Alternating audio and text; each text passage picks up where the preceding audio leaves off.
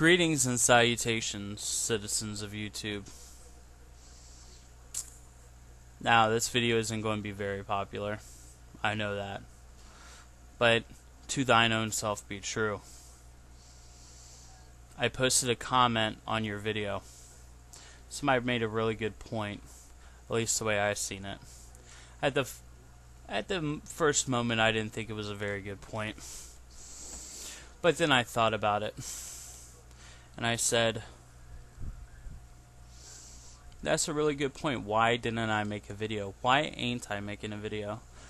And I think at first the reason why I didn't make a video was a couple reasons. One, because the underlining pinning of everything is that to a certain extent I do respect you. I think you're a smart kid. I think that you're a good person.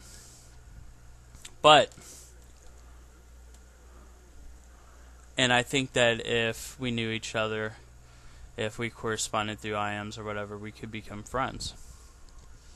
But there's a few things I really have to pick bones about. And this goes for the Amazing Atheist too, to a lesser extent and some other differences. But the things that apply to him, also go towards him. I'm not really, really interested in that. Let me start off the story with, when I first came to YouTube, there used to be this evil atheist that everybody talked down upon. Everybody talked shit about. Worst atheist to ever come around. If somebody said that you acted like this person, it was an insult. I used to take it as an insult as well. And to a certain extent, I think I still would. Depends on how it was phrased or what it was talked about. But let me point out that this person used to do things like e-beg, try to sell his book from his YouTube channel. And that was the main grievances people had with him, besides his blatant lying. But that wasn't so much until later afterwards. Because when he was first around, the main things people talked shit about him about was his e-begging, his writing, trying to sell books on YouTube, and every video being a, having a thing so he could make money sitting at home and not having to get a real job. Now, what's the difference between you and the Amazing Atheist when it comes to e-begging and trying to sell your fucking books? I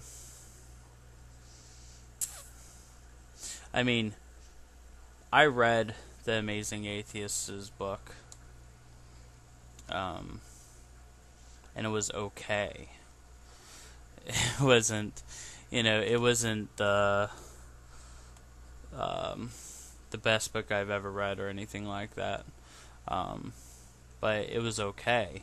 It was mostly just like transcripts from videos, in my opinion. That's if he could make any videos he wanted without having to worry about losing subscribers. Those are the type of videos he would make.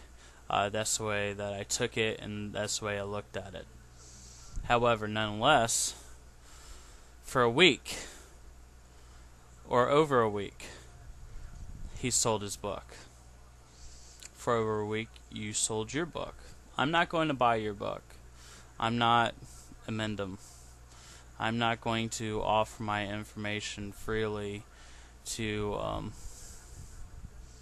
I don't know who would have. I don't give away my personal information. And that's where we're coming to now. Big Evasive.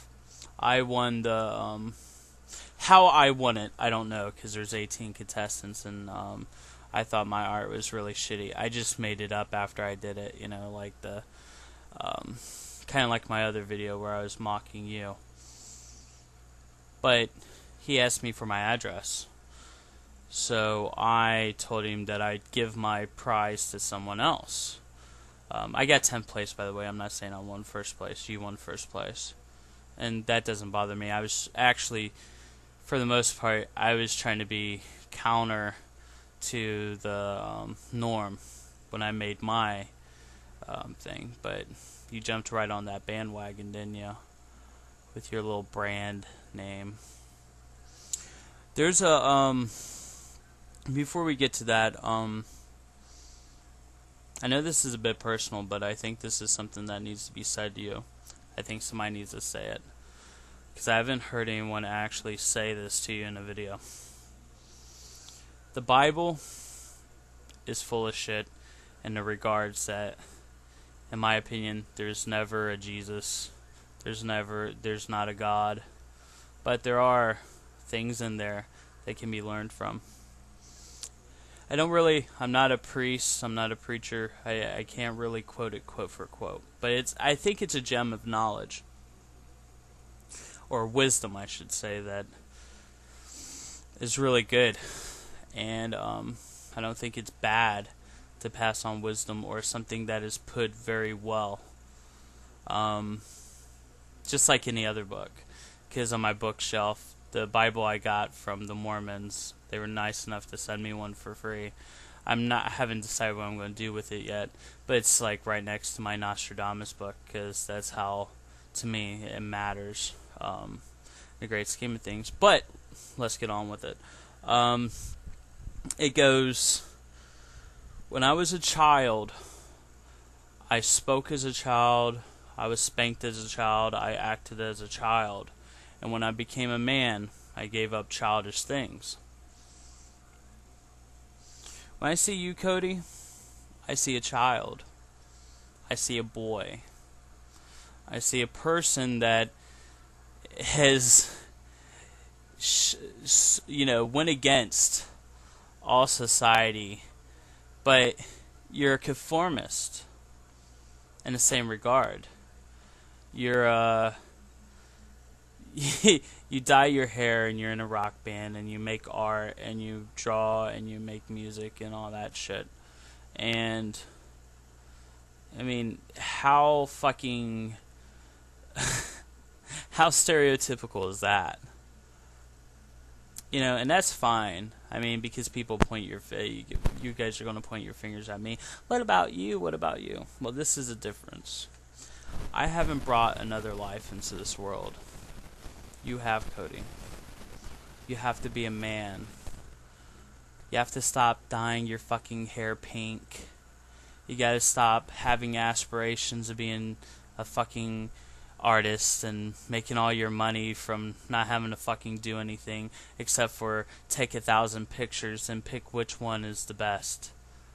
Yeah, I know how photographers are, Cody. Yeah, I know a really good 5-year-old girl that's really good at taking pictures. At least that's the way it seems. But really what it is that they take so many pictures. They set up the beforehand and, the props and everything like that. But the picture itself, when this child takes so many pictures, they're able to pick one gem out of that whole fucking pile of coal. And I'm not trying to be completely harsh as to your talent, Cody. But your talent and your art should be a hobby. When you look in the mirror as a father, you should see two things.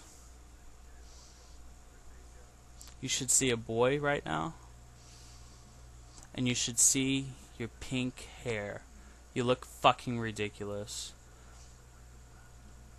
And as far as the fucking troll that's posting your name and number, you giving him the power to start whining like a little fucking boy, like a little bitch, because of that. You know whose fault that is?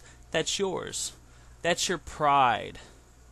That's your ego. You thought somebody was so fucking into you and was so into sucking your fucking e-cock that you thought they were going to send you a $600 camera. And they got all your personal information and they're posting it now. So, that's everybody else's fault? That's on you. Change your fucking phone number. Do you think anybody's gonna fucking come to your house? Huh? That's your bad, dude. I mean, I've already reported them because they were posting on my comments on my front page. But that's beside the point, man. That's on you. Don't fucking... We're not your fucking personal army. And stop whining like a little bitch and turn into a fucking man. Truth fucking first. I'm not really, really interested in that. Let me start off the story with, when I first came to YouTube, there used to be this evil atheist that everybody talked down upon. Everybody talked shit about. Worst. Greetings and salutations, citizens of YouTube. Now, this video isn't going to be very popular. I know that. But, to thine own self be true. I posted a comment on your video. Somebody made a really good point. If we corresponded through IMs or whatever, we could become friends. But there's a few things I really have to pick bones about. And this goes for the Amazing Atheist too, to a lesser extent, and some other differences, but the things that apply to him, also go towards him, at least the way I've seen it. At the first moment, I didn't think it was a very good point. But then I thought about it, and I said, that's a really good point. Why didn't I make a video? Why ain't I making a video? And I think at first the reason why I didn't make a video was a couple reasons. One, because the underlining pinning of everything is that, to a certain extent, I do respect you. I think you're a smart kid. I think that you're a good person. But, and I think that if we knew each other